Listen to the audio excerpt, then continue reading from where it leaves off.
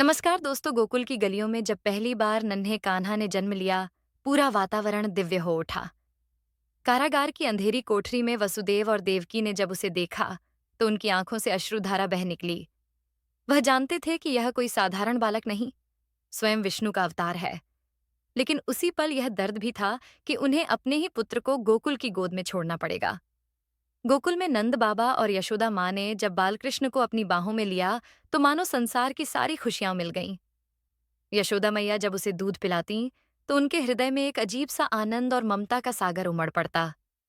नन्हा कान्हा अपनी मासूम अदाओं से सबके दिलों में बस गया। लेकिन यह मासूम बालक सिर्फ माँ की गोद में खेलने वाला बच्चा नहीं था, वह संसार को अधर्म से मुक्त करने आया था।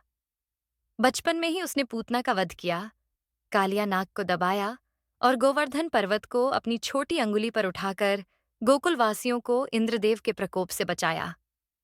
जब गोकुलवासियों ने देखा कि उनका कान्हा कोई साधारण बालक नहीं, तो उनके हृदय गर्व और भावनाओं से भर गए। समय बीता और किशोरावस्था में कान्हा की बंसी की धुन से ब्रज की गलियां गूंजने लगीं। राधा और गोपियों का मन उसी मधुर धुन में खो जाता। राधा और कृष्ण का प्रेम आत्मा और परमात्मा का प्रेम था, निर्मल, निष्कलंक और अनंत। परंतु इस प्रेम की सबसे बड़ी पीड़ा यह थी कि यह कभी एक नहीं हो सका। राधा जानती थीं कि कृष्ण का जन्म केवल उनके लिए नहीं, बल्कि संपूर्ण जगत के लिए हुआ है। युवावस्था में जब मथुरा से कंस का आह्वान आया, तो कृष्ण ने गोकुल छोड़ने का निश्चय किया। वह क्षण सबसे भावुक था। माँ यशोदा रोती रहीं, गोकुलवासियों की आंखों से आंसू बहते रहे और राधा का हृदय बिखर गया।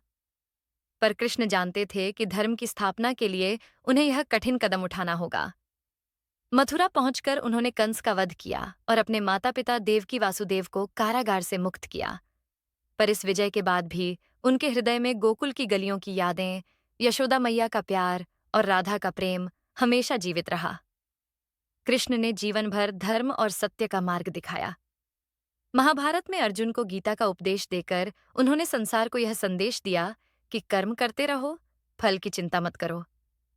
लेकिन अंत में जब कृष्ण का अवतार कार्य पूरा हुआ और उन्होंने धरती छोड़ने का समय पाया, तो द्वारका की गलियां भी शोक में डूब गईं। एक शिकारी के बाण से जब उनका शरीर घायल हुआ, तो वे शांत स्वर में मुस्कुराए।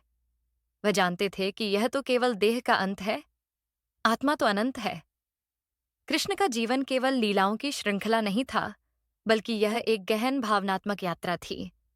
माँ के आंसुओं से लेकर गोपियों के विरह तक और अर्जुन के संशय से लेकर गीता के उपदेश तक।